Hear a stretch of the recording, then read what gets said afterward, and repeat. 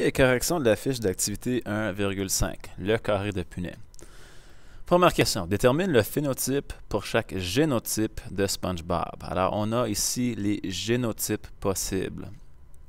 On devrait savoir qu'un corps jaune est un caractère dominant et un corps bleu est un caractère récessif. Dans notre premier cas, le phénotype, c'est un corps jaune à cause du dominant. Dans notre deuxième, on a encore un dominant. Alors, on a un autre corps jaune. Et le dernier, c'est un corps bleu parce qu'on n'a pas de dominant, on n'a que du récessif. En première question, c'est sur 3 points. On continue. La forme de carré est un caractère dominant et la forme ronde est un caractère récessif. S et S, c'est dominant, alors on a carré. S et S minuscule, toujours dominant, carré. Et nos deux S minuscules qui donnent une forme ronde. Donc, carré, carré et ronde. 3 points pour cette deuxième partie. Question 2. Détermine le génotype pour chaque phénotype de Patrick. Alors, on vous donne le phénotype, l'apparence physique visuelle, et on demande pour les lettres. Alors, une grande tête, T majuscule, est un caractère dominant. Et une petite tête, T minuscule, est un caractère récessif. Si la personne a une grande tête, il y a deux possibilités. La personne peut être homozygote dominant ou hétérozygote. La petite tête, c'est uniquement homozygote récessif. Le deuxième, le corps rose. Corps rose, c'est dominant. Corps jaune, c'est récessif. Alors, le corps rose peut être homozygote dominant ou hétérozygote. Le corps jaune, homozygote récessif. 4 points pour cette deuxième question. Oui, la deuxième page, question 3. L'éponge Bob au pantalon carré rencontre l'éponge Suzy au pantalon rond à une danse. L'éponge Bob est hétérozygote pour sa forme de carré et l'éponge Suzy est ronde. Fais un carré de Punnett pour représenter les possibilités de leur progéniture. Rappelle-toi que la forme carrée est un caractère dominant. Alors, on va mettre SpongeBob en haut, hétérozygote. Alors, on n'a pas spécifié la lettre. On peut se servir de n'importe quelle lettre. Moi, je vais me servir du D. Hétérozygote. On dit que le carré, c'est dominant. Alors, si Suzy est ronde, elle ne peut pas avoir de caractère dominant. Son génotype doit être petit d, petit d. Écris les génotypes et phénotypes possibles des progénitures. Okay, on va faire le croisement. DD, DD et DD. Alors, ça, c'était les génotypes. Les phénotypes, maintenant. Pour D majuscule D, quelle est l'apparence? C'est... Où est-ce que c'était? Forme carrée. OK, donc une forme carrée. Si on a des minuscules, c'est l'opposé, c'est la forme ronde. OK, donc les deux sont faites. B, quelle est la probabilité d'avoir un enfant au pantalon carré? Alors, j'ai 4 chances. Et seulement 2 de ces chances-là me donneraient un enfant au pantalon carré. Alors, c'est 1 sur 2. C'est la fraction. Pourcentage, 50%. 3. Quelle est la probabilité d'avoir un enfant au pantalon rond?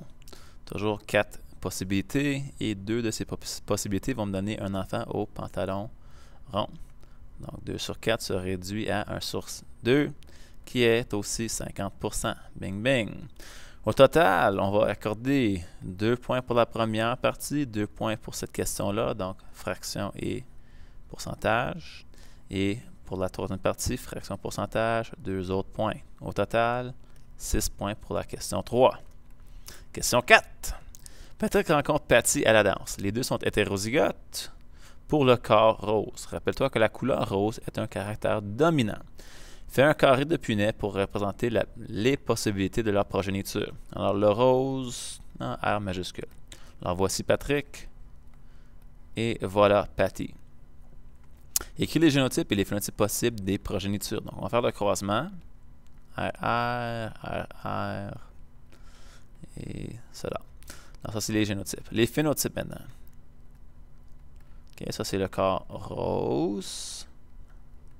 c'est le quart rose, toujours. Et le dernier, on apprend plus tard que si c'est pas rose, le récessif c'est jaune. Okay? Donc j'ai écrit les phénotypes, les couleurs, pour 2 points. B. Quelle est la probabilité d'avoir un enfant au quart rose? Écrit la fraction et le pourcentage. Donc le rose, 1, 2, 3, 4 possibilités. Et 1, 2, 3 sont roses. 3 sur 4 qui donne 75% pour 2 points. C. Quelle est la probabilité d'avoir un enfant au quart jaune? Toujours 4 possibilités, mais seulement un cas nous donne un quart rose. Alors j'ai 25%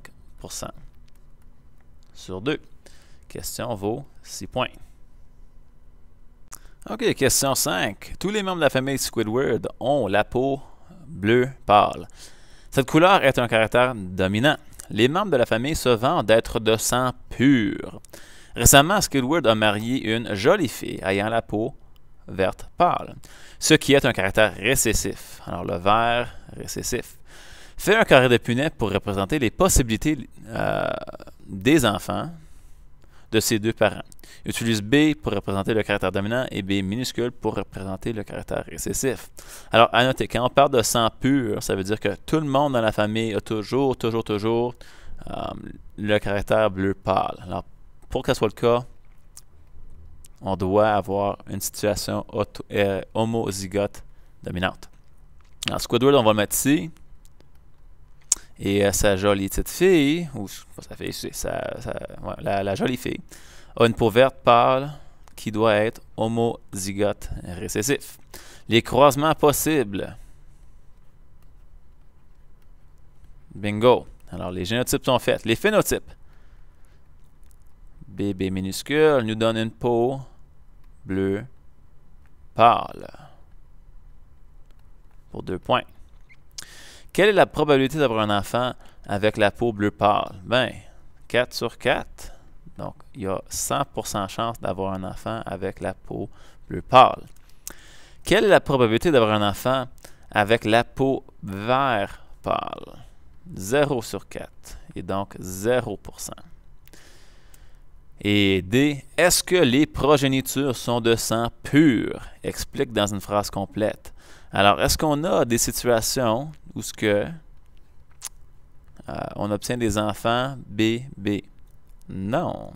Alors, est-ce qu'on en a? Il n'y a aucun de sang pur.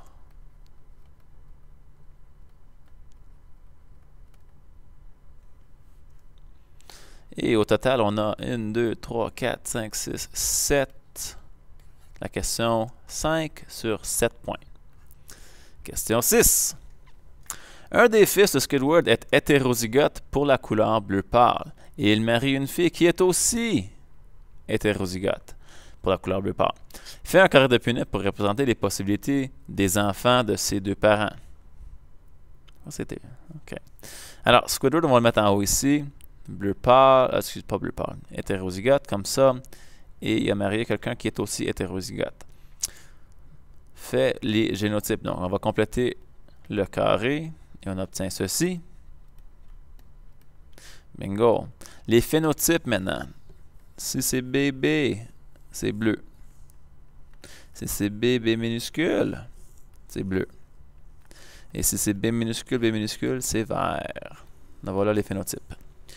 Partie B. Quelle est la probabilité d'avoir un enfant avec la peau bleu pâle? Des 4 possibilités, 3 nous donnent la couleur bleu pâle, alors c'est 75%. Quelle est la probabilité d'avoir un enfant avec la peau vert pâle? 1 sur 4.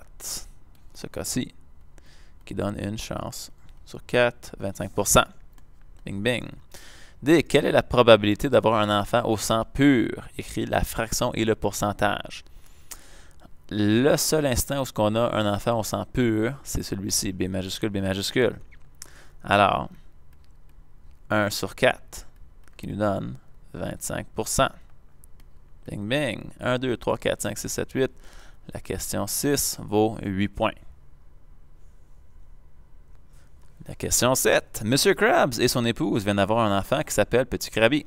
Monsieur Krabs n'est pas content avec l'hôpital car il croit que l'hôpital lui a donné le mauvais bébé. Monsieur et Madame Krabs ont les yeux longs. Pourtant, Petit Krabby a les yeux courts. Comment est-ce possible? Fais un carré de punais pour t'aider à expliquer que Petit Krabby est en fait l'enfant légitime de Monsieur et Madame Krabs. Ta réponse doit être en forme de phrase. Indice, tu dois déterminer les génotypes des deux parents en premier. Alors, comment est-ce qu'on peut avoir un mélange où ce que les yeux de Petit Krabby sont différents des yeux de Monsieur et Madame Krabs? La réponse à ça, c'est si les deux parents sont hétérozygotes. Alors, pour les yeux, on va faire des Y. Monsieur Krabs est en haut. Y majuscule, Y minuscule. Et Madame, on va la mettre ici. Y majuscule, Y minuscule. Les croisements possibles. Y majuscule, Y majuscule. Ainsi de suite. Alors, voici qu'il y a une situation qui nous donnerait des yeux courts de Petit Krabby. Alors, est-ce possible que deux parents qui ont les yeux longs donnent un bébé qui a des yeux courts? Oui. Donc, ce qu'on va dire, c'est Monsieur et Madame Krabs peuvent produire un enfant aux yeux courts. C'est le cas si les parents sont tous les deux hétérozygotes. Alors, en corrigeant, si la réponse parle du fait qu'ils sont hétérozygotes et vous avez vu le croisement hétérozygote, pour donner celui-ci, vous pouvez accorder à la personne 2 points. 1 point pour le tableau, 1 point pour la phrase. Et compiler les points pour donner un total sur 30, je crois que c'est 38 ou peut-être 39, il faudrait revérifier. Lorsque le tout est compilé, redonnez la copie à Madame.